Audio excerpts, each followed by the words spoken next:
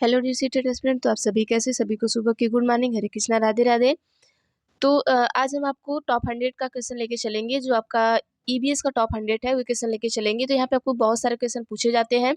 तो आज हम टॉप 100 क्वेश्चन लेके चलेंगे, तो आप सभी देखिएगा यहाँ पे। तो ऐसे हम आपको 600 तक क्वेश्चन टॉप 100 का कराएंगे। तो आप वीडियो जरूर देख के जाइएगा, एग्जाम के लिए आपको बहुत ही हेल्पफुल होगा। तो ये देखते हैं क्वेश्चन नंबर 1 हमारा क्या है। एक क्वेश्चन नंबर 1 पूछा है कि पारिस्थितिक तंत्र शब्द का प्रयोग सर्वप्रथम किसने किया था। तो ये किसने किया था? एजी टेंसले ने किया था। श्वसन की क्रिया है, अपाचक है, अपचायक है। किस प्रकाश रंग में प्रकाश संश्लेषण होता है? तो प्रकाश संश्लेषण आपका लाल व नीला रंग में होता है। आइए नेक्स्ट क्वेश्चन देखते हैं हमारा क्या है। क्वेश्चन नंबर 4 पूछा है कि सभी उपभोक्ताओं में कौन सा गुण पाया जाता है। तो सभी उपभोक्ताओं में आपके परपोषी गुण पाए जाते हैं। क्वेश्चन नंबर 5 है द्वितीय उत्पादक किसे कहते हैं? परपोषी उपभोक्ता जंतुओं को कहते हैं। क्वेश्चन नंबर 6 क्या पूछा है ये देखते हैं। 6 है कि वे जंतु जो दूसरे जंतुओं का शिकार करके अपना भोजन प्राप्त करते हैं कहलाते हैं।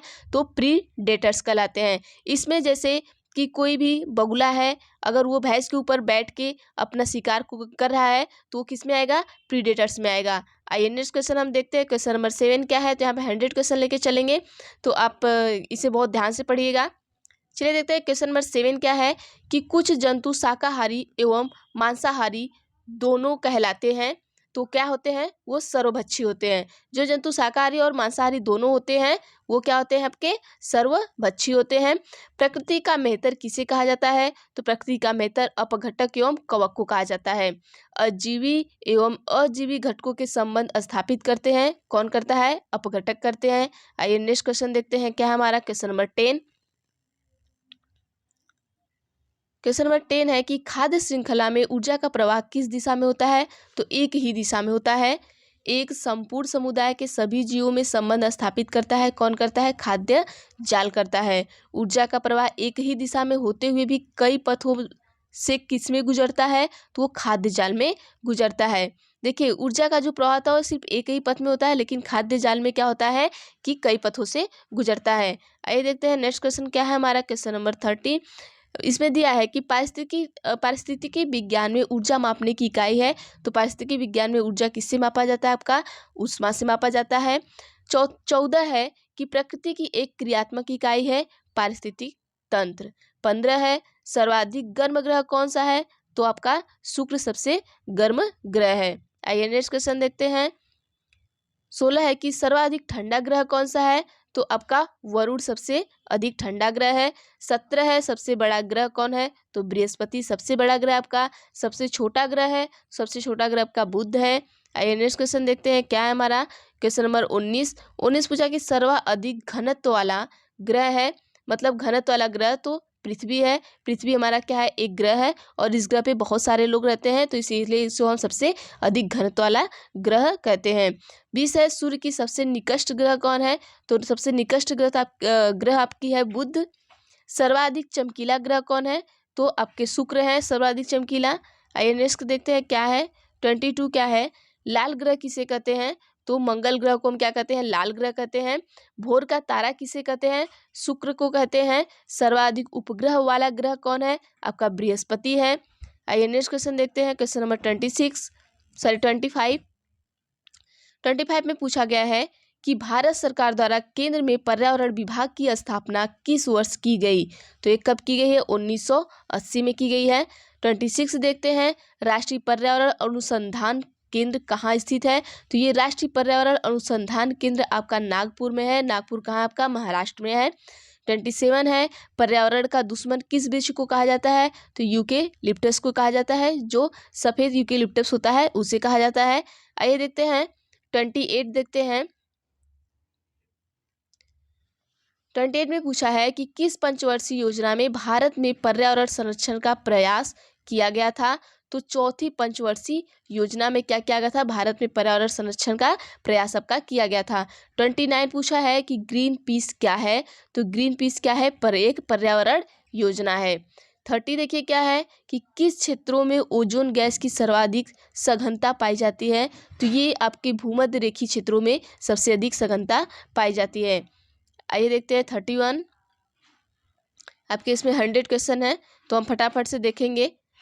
आइए देखते हैं, बायोकेमिकल ऑक्सीजन डिमांड परीक्षा किस प्रदूषण को मापने के लिए की जाती है?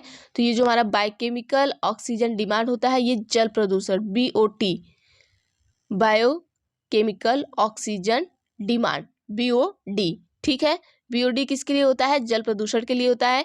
आइए देखते हैं 32, ग्रीन हाउस प्रभाव के कारण पृथ्वी का तापमान बढ़ता है या घटता है? ठीक है, तो जो हमारा ग्रीन हाउस प्रभाव है उसके कारण पृथ्वी का तापमान क्या होता है? बढ़ जाता है। वन महोत्सव किसने प्रारंभ किया था? तो वन महोत्सव को KM मुंशी ने प्रारंभ किया था। देखिए ऐसे क्वेश्चन कभी कभी आपको पूछ देता है सीटेट में। आइए देखते हैं नेक्स्ट क्वेश्चन क्या है हमारा। क्वेश्चन नंबर 34 है, क्योटो सम्मेलन का आयोजन किस वर्ष हुआ था? क्योटो सम्मेलन का आयोजन हुआ था 1971 में। सबसे प्राचीन काल में उगाया जाने वाला फल वृक्ष कौन सा है? तो कौन सा आपका खजूर है। 36 देख लेते हैं, भारत में सर्वाधिक जैव विविधता किस क्षेत्र में पाई जाती है? तो ये शांत घाटी। आपकी शांत घाटी कहाँ पे है? केरल में है। आइए नेक्स्ट क्वेश्चन देख लेते हैं क्या हमारा, फोटोकॉपी मशीन में कौन सी गैस उत्पादित होती है? तो जो आपका फोटोकॉपी का गैस होता है, सॉरी मशीन होती है, उसमें आपकी ओजोन गैस उत्पादित होती है। 38 है, विश्व वन्य जीव संरक्षण कोष कहाँ पर स्थित है? ये स्विट्जरलैंड में है। विश्व का प्रसिद्ध सेरेंगेती वन्य जीव अभ्यारण्य कहाँ स्थित है? ये तंजानिया में है। आइए देखते हैं नेक्स्ट क्वेश्चन क्या है हमारा। 40 देखते हैं, किस व्यक्ति ने सर्वप्रथम जैव विविधता शब्द का प्रयोग किया? तो A.O. विल्सन ने किया था। भारत में वृक्षों का आदमी किसे कहा जाता है? तो सुंदरलाल बहुगुणा। ये इंपॉर्टेंट है आपका, ये आया हुआ क्वेश्चन है आपको प्रीवियस ईयर में। 42 देखते हैं, हमारे वायुमंडल में सबसे अधिक हाइड्रोकार्बन प्रदूषण कौन सा है?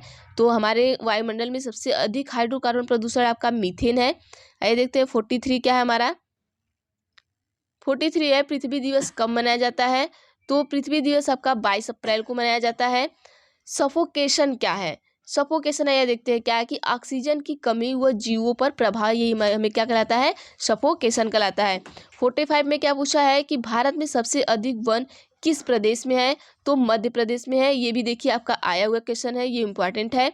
आइए नेक्स्ट क्वेश्चन हम देख लेते हैं क्या है। 46 क्या है कि संयुक्त राष्ट्र पर्यावरण कार्यक्रम UNEP का मुख्यालय कहाँ है? तो ये नैरोबी में है। नैरोबी मतलब केन्या में है, ठीक है। ये देखते हैं 47 क्या है, सिंगलीला राष्ट्रीय उद्यान किस राज्य में अवस्थित है? तो ये आपका कहाँ है? पश्चिम बंगाल है।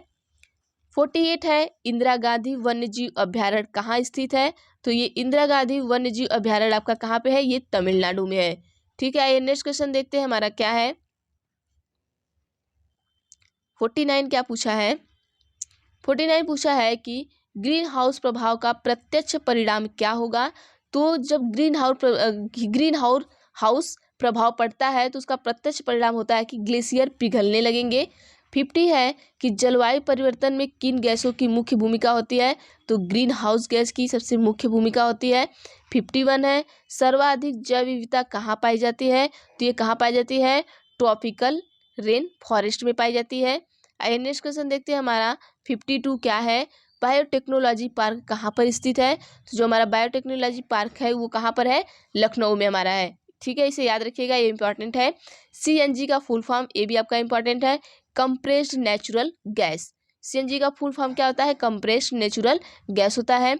किस वर्ष प्रथम राष्ट्रीय उद्यान का निर्माण किया गया था? तो 1935 में आपके राष्ट्रीय उद्यान का निर्माण किया गया था। आइए नेक्स्ट क्वेश्चन देखते हैं 55 में पूछा है कि ये ताल महल हो गया है, यहाँ पे आप ताजमहल लिखिएगा, ठीक है। ये गलत हो गया है, यहाँ ल की जगह त बना लीजिएगा। ताजमहल के पीले पड़ने तथा उसके क्षरण होने के मुख्य कारण क्या है?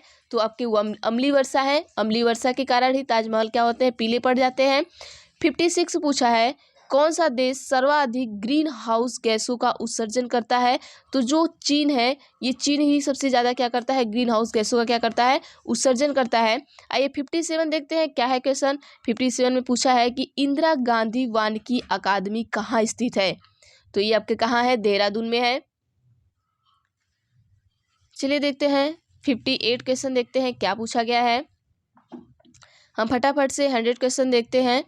आपको लगभग 15 या 16 मिनट में मैं आपको 100 क्वेश्चन कंप्लीट करा दूंगी, तो आप वीडियो को दोबारा भी करके आप देख सकते हैं एक बार में ना समझ में आए तो। आइए देखते हैं 58 देखते हैं। सर्वाधिक ओजोन क्षयकारी गैस कौन सी है? तो सर्वाधिक जो ओजोन क्षयकारी गैस है आपकी CFC है, क्लोरोफ्लोरोकार्बन। और ये कहाँ पर उपयोग होती है? ये आपके फ्रिज, ठीक है, आपके फ्रिज में, AC में सबसे ज़्यादा क्लोरोफ्लोरो क्या होती है, निकलती है। आइए देखते हैं carbon dioxide, sulphur dioxide, carbon monodioxide द्वारा कौन सा प्रदूषण होगा? तो यहाँ पे क्या होगा, वायु प्रदूषण होता है। मतलब carbon dioxide CO2, sulphur dioxide SO2, carbon monoxide, इनसे क्या होता है आपका वायु प्रदूषण फैलता है। ठीक है, 60 नंबर देखते हैं, ग्रीन हाउस फार्मिंग करने वाला पहला राज्य कौन सा था? तो ये ग्रीन हाउस जो फार्मिंग किया था सबसे पहला राज्य हमारा कौन था? ये पंजाब था। आइए नेक्स्ट क्वेश्चन देखते हैं क्या है हमारा, क्वेश्चन नंबर 61 देखते हैं, विश्व का सबसे प्रदूषित नगर कौन सा है? विश्व का सबसे प्रदूषित नगर पूछा है तो मैक्सिको, मैक्सिको क्या है आपका सबसे प्रदूषित नगर है। आइए देखते हैं 62 क्या पूछा है, भारत में व्यावसायिक ऊर्जा के स्रोत हैं, तो कौन कौन से ये देख लेते हैं। व्यावसायिक ऊर्जा के स्रोत हैं जैसे कोयला हो गया, ये व्यवसाय के लिए हम करते हैं भारत का, तेल हो गया, प्राकृतिक गैस हो गया, जल ऊर्जा हो गया, ये क्या है भारत में व्यावसायिक ऊर्जा के स्रोत हैं। आइए देखते हैं नेक्स्ट 63 क्या है, भविष्य का ईंधन किसे कहा जाता है? तो हाइड्रोजन को हम क्या कहते हैं, भविष्य का ईंधन कहते हैं। आइए देखते हैं 64 क्या पूछा है, महासागरों में घुले हुए लवण में से किस लवण की मात्रा अधिक होती है? ठीक है, महासागरों में क्या होते हैं, अनेक लवण घुले होते हैं, तो यहाँ पूछा है कि किस लवण की मात्रा सबसे अधिक होती है? तो यहाँ पे सोडियम क्लोराइड की मात्रा सबसे अधिक होती है। कौन से वन वैश्विक पर्यावरण के लिए सर्वाधिक महत्वपूर्ण होते हैं? तो शीतोष्ण कटिबंधीय वन आपके वैश्विक पर्यावरण के लिए बहुत ही महत्वपूर्ण होते हैं, ये भी इंपॉर्टेंट है, ये पूछा गया क्वेश्चन आपका प्रीवियस ईयर में है। आइए देखते हैं 66 में क्या पूछा है कि एक मनुष्य को क्या पूछा है कि एक मनुष्य को भोजन में केवल दूध, अंडे तथा रोटी दिया जाता है, वह सामान्यतः रोगी होगा। ठीक है, किसका रोगी होगा? स्कर्वी का होगा, क्योंकि इसे विटामिन C नहीं मिल रहा है यहाँ पे। तो आइए देखते हैं 67 क्या है, पराक्सी एसिटिल नाइट्रेट मतलब PAN क्या है? तो ये क्या है हमारा वायु प्रदूषण है। पादप बुद्धि सबसे उपयुक्त है दोमट मिट्टी। नेक्स्ट क्वेश्चन देखते हैं क्या है 67 ने पूछा है कि लोटिक पारिस्थितिक तंत्र किसका उदाहरण है? तो ये पोंड का उदाहरण है। वायुमंडल की सबसे ठंडी परत कौन सी है? आपका मध्यमंडल है। संरक्षण या विनाश पुस्तक के लेखक है सरला बहन है।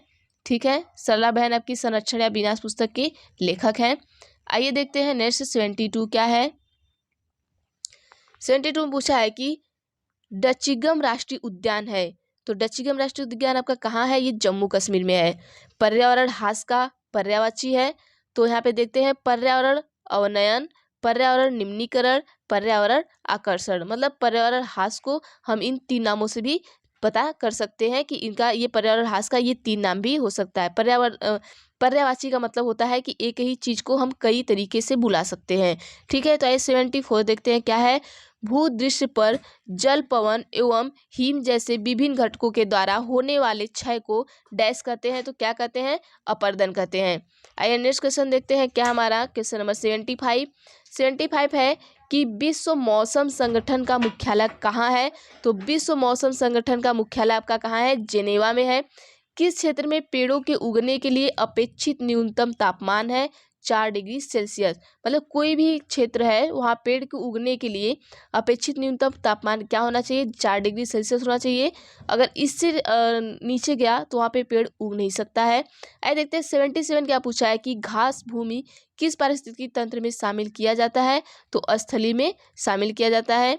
आइए नेक्स्ट क्वेश्चन देखते हैं 78 है प्रोटीन का सर्वोत्कृष्ट स्रोत है, तो प्रोटीन का सबसे अच्छा स्रोत क्या होता है? सोयाबीन होता है। 79 है कि किस राष्ट्रीय उद्यान को पूर्व में हेली राष्ट्रीय उद्यान कहा जाता था? तो जिम कार्बेट राष्ट्रीय उद्यान को। विश्व जैव विविधता संरक्षण से संबंधित है नगोया प्रोटोकॉल। कौन? Nagoya protocol. आइए देखते हैं नेक्स्ट क्वेश्चन देखते हैं हमारा 20 क्वेश्चन और बचा है, 14 मिनट हो गए हैं, तो हम फटाफट से कर लेते हैं। पर्यावरण अध्ययन की प्रकृति है, तो पर्यावरण अध्ययन की जो प्रकृति है वो बहु अनुशासनिक है। क्या है, बहु अनुशासनिक है। जंतुओं में पाए जाने वाला धारीदार चिन्ह किस कारण से होता है, तो ये जलवायु के कारण होता है। साधारण कांच बनाने में उपयुक्त पदार्थ है, तो सिलिका है। विरंजक पदार्थ है, कैल्शियम ऑक्साइड है। आइए नेक्स्ट क्वेश्चन देखते हैं 84 में पूछा है साइलेंट वैली के चर्चित होने का कारण है, क्या है आपका, जैव विविधता। हमारे आस पड़ोस के तालाबों में स्थित पौधों की संरचना होती है, उनका तना लंबा, खोखला एवं हल्का होता है। 86 देखते हैं, आग्नेय चट्टान का उदाहरण है, बेसाल्ट है। आइए देखते हैं 87 क्या पूछा गया है। 87 पूछा है कि पर्यावरण का जैव कारक है, तो कौन सा जैव कारक आपका, वनस्पति है। 88 है, अपघटक किस पोषक स्तर के जीव हैं, पोषक स्तर 3 के हैं। 89 है, अंतःक्रिया कितने प्रकार की होती है, तो यह 2 प्रकार की होती है। आइए देखते हैं 90 क्या है। 90 पूछा है कि बृहद जलाशयों में अधिकतम तापमान होता है ऊपरी स्तर में। 91 देखते हैं, पच्छाव उत्तक प्राणियों के शरीर में कहाँ मिलते हैं, तो वह श्वसनिका में मिलते हैं। 92 है, वैश्विक ऊष्मन उत्सर्जन किसके कारण होता है, तो कार्बन डाइऑक्साइड के कारण होता है। आइए देखते हैं 93 देखते हैं कि पृथ्वी का अपमार्जक कौन है, तो पृथ्वी का अपमार्जक आपका जीवाणु और कौन है, कवक है, जीवाणु और कवक। 94 देखते हैं, ज्वर नियंत्रण में आमतौर पर सबसे अधिक प्रयोग की जाने वाली औषधि है, पैरासीटामोल है। तो आप देखते होंगे कि ज्वर में मतलब बुखार में सबसे ज़्यादा पैरासीटामोल का यूज किया जाता है। 95 देखते हैं, बिहार राज्य में लीची के उत्पादन में कौन सा जिला अग्रणी है, तो आपका मुजफ्फरपुर सबसे ज़्यादा आगे है बिहार में।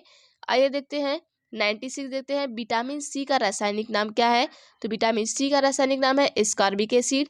97 देखते हैं, हृदय की धड़कन नियंत्रित करने के लिए कौन सा खनिज आवश्यक है, तो पोटेशियम है। 98 देखते हैं, भारत में अति सघन वनों का सर्वाधिक क्षेत्र किस राज्य में पाया जाता है, अरुणाचल प्रदेश में पाया जाता है। आइए 99 देखते हैं, एक से अधिक जातियों का समूह जो किसी स्थान पर रहता है उसे कहते हैं जैव समुदाय कहते हैं। 100 देखते हैं, लड़के लड़कियों की अपेक्षा अधिक बुद्धिमान होते हैं, यह कथन आपका लैंगिक पूर्वाग्रह को प्रदर्शित करता है। तो आइए हम यहाँ पे 100 क्वेश्चन कंप्लीट कर चुके हैं। तो वीडियो आपको कैसी लगी हमें कमेंट बॉक्स में बताइएगा, और अच्छी लगे वीडियो तो आप लाइक शेयर सब्सक्राइब जरूर करिएगा। अगर आप नए हैं तो बेल आइकन को भी क्लिक करिएगा, जिससे आपको नोटिफिकेशन पहुँचे अगर हमने वीडियो बनाया है तो चलिए बाकी के हम नेक्स्ट वीडियो में लाएंगे। अब आपके 600 या 500 क्वेश्चन ऐसे हम और लाएंगे, तो आप ज़रूर से देख कर जाइएगा वीडियो।